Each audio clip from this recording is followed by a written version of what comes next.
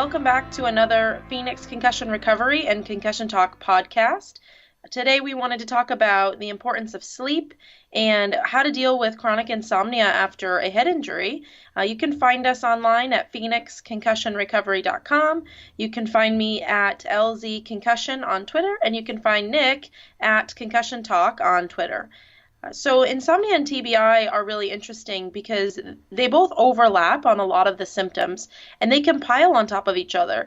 So if a patient had a brain injury and was having issues with cognitive function, was also having issues with mood, and then you pile insomnia on top of that, we can have even greater deficits of executive function, so our ability to think and make choices, our processing speeds, our memory, and we can have problems with our emotions like disinhibition, being depressed, having anxiety, and irritability. For those of you who are listening who haven't had a brain injury, insomnia can cause all of those symptoms all by itself. So we know that there is a sleep epidemic in this country. We know that there's a brain injury epidemic in this country. And then unfortunately, a lot of people have had both in their lifetimes. What's really great about the sleep itself is that if you improve your sleep, and that is the root cause of these executive function or cognitive deficits and mood regulation problems, these things will all improve as your sleep improves. So all we have to do is fix your sleep, and you're going to notice an overall improvement in quality of life. And then you can continue to see your other types of therapists to work on any other brain injury related deficits. And that comes from Wickens et al. In 2016. And we saw this great presentation at the Brain Injury Alliance of Colorado back in October. And this woman presented on what's called CBTI, or Cognitive Behavioral Therapy for Insomnia. And it was fascinating to hear all of the treatment options out there that aren't just sleep hygiene. And we're going to talk about what sleep hygiene is, but most of you who have trouble sleeping have been given all of the sleep hygiene recommendations. The reason that sleep is so important for all of us, but especially those of us with brain injuries, is that while we're sleeping and we're in those deeper phases of sleep, these little basically cleaning crews come out and they scoop up all the byproducts from the neurotransmitters that we used all day. So all day long, your brain is using currency to make transactions, to think, to move your left arm, to take you to the grocery store. All day long, we're burning up currency called neurotransmitters, and there's byproducts, or there's leftover pieces. And so the cleaning crew has to be able to have time to come out and siphon off all these bad things in order for us to heal and move on with the next day. And that's why sleep is so important early on after your brain injury, right? And so this glymphatic system is what this is called. The glymphatic system in our brain is what brings around this little cleaning crew, and it scoops everything up, and it only happens when we're asleep. And there's a ton of great information out there about what the glymphatic system does and what it does while we're sleeping. But it's the key piece and why it's so important for us to sleep. The glymphatic, G-L-Y? Glymphatic. Glymphatic. Glymphatic. Okay. And this was recently discovered in our brain. It has to do with that cerebral spinal fluid. So it's a really key part of overall mind and body health, but especially when we add a brain injury on top of it. So long term, a lot of people you'll talk to, either who are just bad sleepers, if you will, or have had a brain injury, they'll talk about the pharmaceuticals that they take. So they take Ambien, or they take this, or they take that. And what's fascinating about this is that the research shows these medications long-term actually make sleeping more difficult. So the longer you take these sleep aids, even the over-the-counter ones like Tylenol Sleep, that sort of thing, Tylenol PM, those actually make your sleeping problems worse in the long run. So now you're sitting here saying, okay, my brain can't heal if I'm not sleeping. I'm not supposed to take sleep aids, but I'm objectively not sleeping. What the heck am I supposed to do, right? And that's why they have these research studies coming out that show cognitive behavioral therapy, or CBT, mixed with pharma. In the short term, it gives us the best outcome. But long term, we do not want to be using pharmaceutical aids, and we do not want to be using pharmaceutical aids in isolation without cognitive behavioral therapy for sleep. Sleep hygiene, what this woman was talking about at the BIAC, which was fascinating, is that sleep hygiene, which is what all of us as healthcare professionals use, is not actually helpful for these patients. So maybe your patient got concussed a week ago. Okay, give them a sleep hygiene talk, because this isn't a chronic situation. But if you haven't been sleeping for the last year, or you've never been a good sleeper your whole life sort of thing, that's a chronic case of insomnia. And things like sleep hygiene is actually detrimental, because patients have already been told 100 times, drink a warm cup of tea, take a bath, have some melatonin, don't use electronics before bed. And those are all really important things to do for our sleep, but that isn't going to fix chronic insomnia. And so patients get turned off by the medical profession and they don't seek out more treatment. So sleep hygiene is great early on to give patients, but once a patient has not been sleeping for 3 months, you can assume that they've already tried a warm bath. They have a brain in their head. They've tried some of these calming techniques and it's not working for them. So what you need to do is you need to find a therapist, a counselor of some sort, of psychologist who has a board certification, and they can be a member of something called the Society of Behavioral Sleep Medicine. So the Society of Behavioral Sleep Medicine is an organization with all of these people who are certified to treat these types of disorders. What's fascinating about them, and is so different from most aspects of the medical field, is that they are so desperate for more people to join that they want to make the training relatively easy for healthcare providers. So if there's not somebody part of this organization in your area, you can actually ask your PT or your OT or your chiropractor or your doctor or your counselor to go and get this training online to learn cognitive behavioral therapy for insomnia. So they're urging any type of healthcare practitioners preferably, but healthcare practitioners, to go online and to get the certification. So everybody is acknowledging that this is a huge problem, and how can we get this information out there correctly, but the best and easiest way possible. So there's an introductory online training course at a website called www.pesi.com. And so there's some online courses there. And there's also Dr. Greg Jacobs with the Harvard Medical School, and his website is cbtforinsomnia.com. And then there's a / clinicians and another / So you can go to cbtforinsomnia.com and learn online from Dr. Jacobs, or you can go to pesi.com and your provider can go ahead and get certified through there, and then they can help you out and treat this epidemic. So we're going to talk about some of the easy take-homes that this provider educated us on in October. I want to disclaim that I am not a certified sleep therapist, but it is something I'm really interested in, and it's something that's easy enough to educate myself about. I do work with counselors in the clinic who are able to complete this training with my patients. So when my patients go to psych therapy for EMDR and cognitive behavioral therapy, I can also ask them to tack on some CBT for insomnia, so it doesn't need to be a part of my bucket. I also should disclaim here that I do not speak on behalf of my clinic while I'm on these podcasts, so I'd like to also put that out there. So sleep training is essentially your circadian rhythm, which is what tells us when to wake up and when to go to sleep, and it's regulated by our hormones. Your circadian rhythm will become off for a plethora of reasons. Maybe it's trauma, maybe it's psychological reasons, whatever it is. And we actually become we create negative psychological associations with our bed. And this is where it starts to sound a little bit hokey, but when you really talk to a patient who doesn't sleep, they'll kind of resonate with these thoughts. So what happens is, if I go to yoga every day and I hate yoga, just talking about yoga makes me not happy, right? So that's a negative association. I happen to like yoga, but I just thought of that one. So if I walk by my bed every day, and my brain doesn't associate my bed with being sleepy, I actually might go into an arousal state. I might go into an awakened state because maybe I watch TV in my bed because I'm trying so desperately to fall asleep, or maybe I'm on my phone in my bed because I'm trying to fall asleep. And so my body, without even thinking about it, subconsciously becomes in an arousal state just by being around the bed. So the number one thing that this woman talked about was that there is to be no awake activities in your bed whatsoever. So you're not allowed to watch TV, you're not allowed to read, even though it makes you tired. A lot of people will read to fall asleep, but you can't do that. You can't watch TV. You shouldn't be doing anything you shouldn't be lounging in there. You should get up out of that bed if you're not sleeping. So that's the number one thing. Most of us already know that. The other key piece is that you shouldn't go to sleep until you are sleepy. So it's not I'm tired or I cognitively think I should go to bed now. You shouldn't go to sleep until your eyes are physically heavy, you're falling asleep. That's when you get in your bed, when you're first starting sleep cycle training. So if you're not tired, do not get in that bed. Even if it's 10 p.m. and you know you got to wake up at 6 tomorrow, it's not worth it because you're not helping reset the cycle. So you do something until you're sleepy, then you go to bed as soon as you're tired, right, or as soon as you're sleepy. If you wake up in the middle of the night, which you will, if you're up for more than 15 to 20 minutes, you're supposed to get out of bed again. And then you go do something outside of your bed, on the couch or wherever you'd like, until you are physically sleepy again, and then you go back to bed. And this feels, when you talk to patients about it, like, oh my God, I'm never going to sleep again. Like, this is crazy. If you get me out of bed all the time, I'm never going to sleep.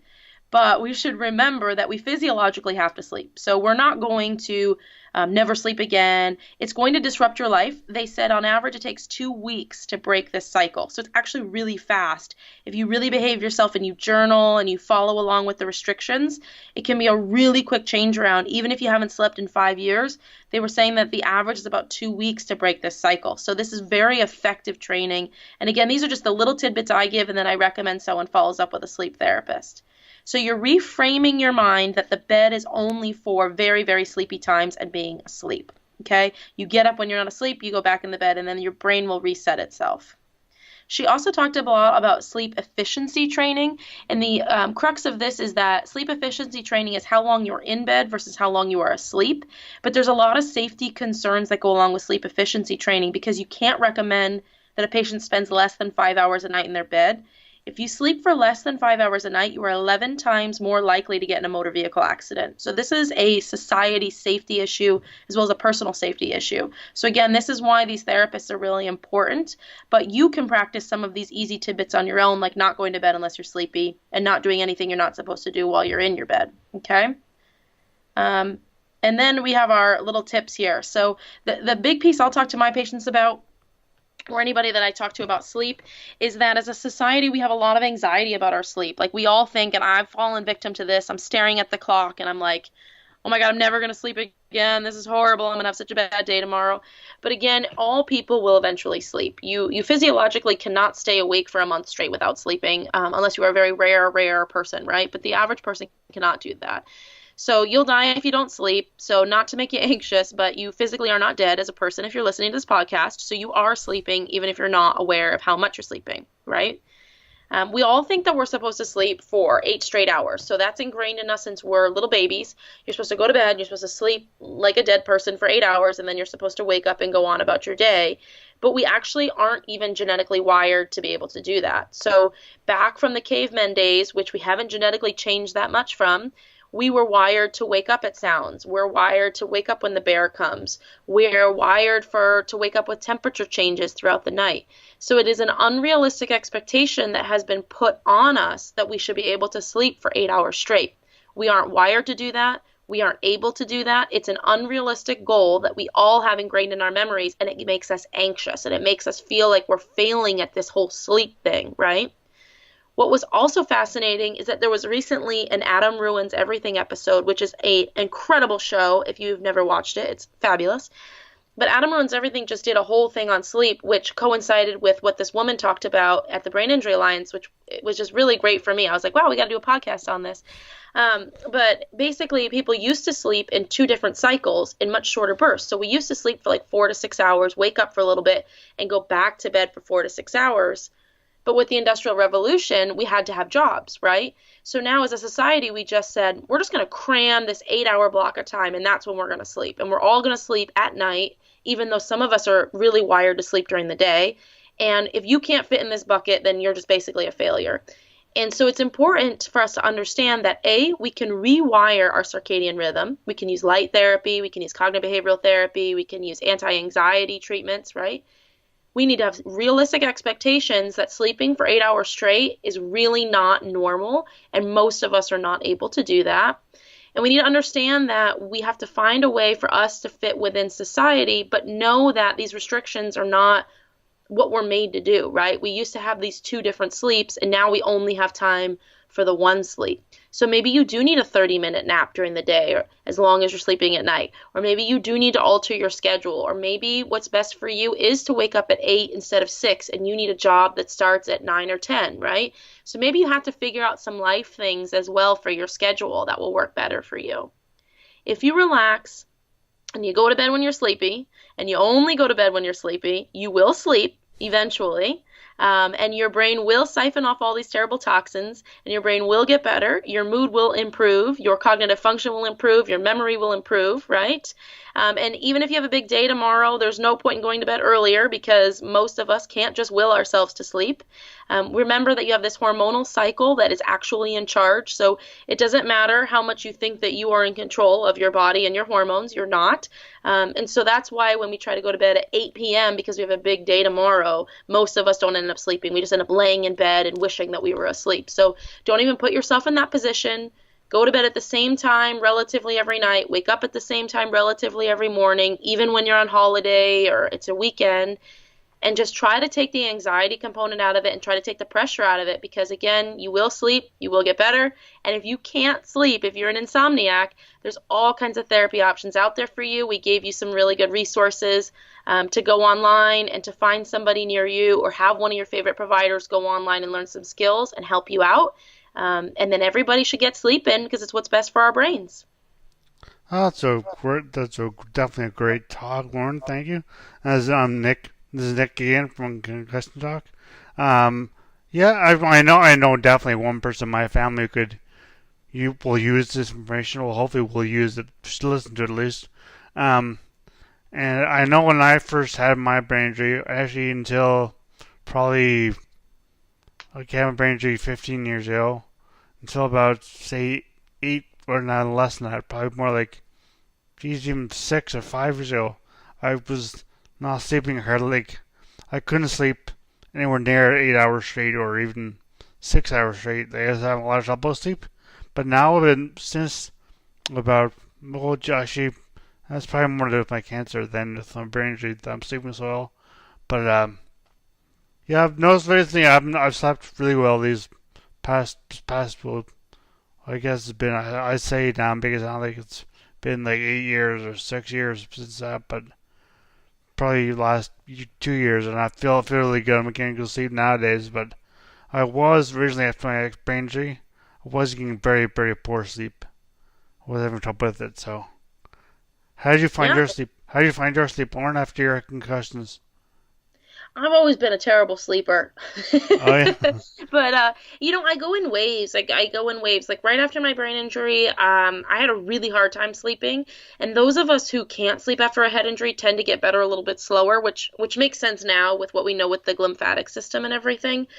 But I've been trying, ever since this talk in October, I've been really trying to work on my not my sleep hygiene, we're not supposed to use that word, right? But I've been trying to follow some of these tidbits. Like when I do wake up in the middle of the night, I've been trying not to be anxious, or like if I can't fall back asleep, maybe my husband's snoring or whatever, I'll change rooms. So like instead of just laying there like just all hot and bothered and angry that he's snoring, like I'll just, I'll just get up and I'll see a loud snore in the room. Scott, yeah, like, come on now. Nice, I'm with Scott. And I'll wear my earplugs and all that kind of, like I try really hard, but ever since October, I've been trying to take out I try really hard. Like I've been trying to let sleep be a little bit more natural. I've been trying to work on like not doing reading in the bed or whatever. I do still play Candy Crush to fall asleep. I know it's really bad. Practice what you preach. But it does actually, I do fall asleep doing that. And then when I wake up in the middle of the night, like it used to cause me that anxiety. Oh my gosh, tomorrow's gonna be horrible kind of thing. Like, why can't I just sleep like everybody else? And then ever since I heard that talk in October and I saw that Adam Ruins Everything episode, I was like, oh my goodness, there's nothing wrong with me. And it's fascinating how much patients just hearing there's nothing wrong with you and you're normal will cause them to have less anxiety, and it will cause them to start to sleep better, because we're so hyper focused on what we're supposed to be doing or what we're supposed to be able to do, and everyone else can do it but not me, that once you know that you're normal, it's like, oh, okay, I woke up for 10 minutes, I went back to sleep, my life didn't end, I feel pretty good tomorrow, I can do that again, kind of thing. So this Adam Ruins Everything, I don't even know this show. It's on YouTube or it's one of your channels you have down there? Like what channel? What channel's it's on I think it's on True TV. I don't know. I DVR it, so I don't really have to manage anything. I just, Okay. I just have the thing. It automatically shows up the next day. I'll just search it online. Yeah, but look it up. I mean, he talks about all kinds of really great things. It's really moderate. It's not really like in anybody's pocket sort of thing, which I really like about it. It's just sort of like in the facts in the middle, and it's a comedy. But they just did a whole one about mattresses and what you should or shouldn't spend on a mattress, and how sleep works and pharmaceuticals and stuff like that. So it was pretty fascinating. Yeah, I know like for not pharmaceuticals or anything, but I know I've read a lot. I still do. I read when I go to bed. I read a lot when I go to bed. When I in bed, I just that's what I do. I do crosswords. But I look at my iPad and read. Like I read ebooks. But I should Hmm. probably stay out of the room to do that. Should I? I should. Yeah, like, but only if you have a problem. So if you're listening to this podcast and you read before you go to bed, but you sleep fine and you don't have any insomnia issues, then like God bless, keep doing whatever you're Yeah. do whatever's Yeah. working for you, right? Yeah. But for people like my mom might sleep an hour or two a night because we just tell her she's Yeah. a completely insane human being. But Yeah. she really does have chronic insomnia. I mean, I bought her one of those little it actually works when she's willing to use it, but it's a blue light that goes up on the ceiling and it expands and contracts with your breathing. And so it's Oh yeah. supposed to, Oh, okay. it essentially makes you not think about anything and it puts you into a trance and you fall And asleep, your sort of. mom's a big yogi too, isn't she? Yeah, she's a big yogi and Yeah. all that kind of thing. She teaches yoga, but she's just a terrible little sleeper. And so I've been really preaching on her and driving her crazy about this cognitive behavioral therapy for insomnia. And so she's a little annoyed with me at the moment, but she wants to wait till after the holidays. She feels like she can't change her sleep cycle until after the Yeah. holidays. That's So, so since I October, hear I've you. been sending her annoying little messages. So if people in your life you think would benefit from this, just remember that it is really hard to change our habits, right? Like I need to eat more fruits and vegetables, and it is really hard to make myself make good choices. So Yeah. people might need to be pushed a little bit, and they might need a little bit of assistance to make these better life choices, especially because the 2 weeks that they're going to go through this sleep cycle training is going to be a rough 2 weeks in their life. So they're going to need you there to support them and help make their lives a little easier. But ultimately, and this is what I tell Jan, which is what I call my mom, ultimately it's going to Jam make her Jam? life better because if she's sleeping more, her health will be better, aches and pains will be better, energy will be better, all sorts of things in life will improve if we can just fix this sleeping problem. But it's hard. It's really hard to cause a change in your own behavior. That's the nature of who we are as humans, and it's why the pharmaceutical company makes billions of dollars off of sleep aids because most of us don't want to put in the work. But if you do, the research shows that the outcome will be really great for you. Oh, that's a great way to end this podcast. I was Yeah. going to mention another thing about jam jams in Newfoundland, but I'll leave that for another time.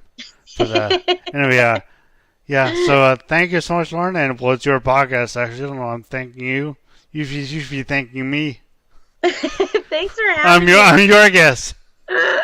Thanks for having me on again. And remember, you can find our website at phoenixconcussionrecovery.com. Phoenix like the bird or the place, concussionrecovery.com. You can follow me on Twitter. I haven't been very good about my presence on there lately, but at LZ Concussion. Nick does such a better job on his Twitter. He's at Concussion Talk. You can go on his website and find all of our past podcasts and all that kind of stuff. So we're easy enough to track down. So just stay informed and stay positive, and just know that there's treatments out there for everything. So if you're struggling with something, you can always send us a topic that you want us to cover. Which I don't think we've ever asked you guys to do that before, but it would be great if you sent us a topic that you wanted us to cover. And On just Twitter, stay probably is a positive. good way to do it. Yeah. On Twitter is a good way to reach you for that. Yeah, you could send it to us on Twitter. I mean, you have your whole Facebook page, right? You've Yep. got your Concussion Yep. Talk Facebook page On for your my Facebook page too. community. Yeah.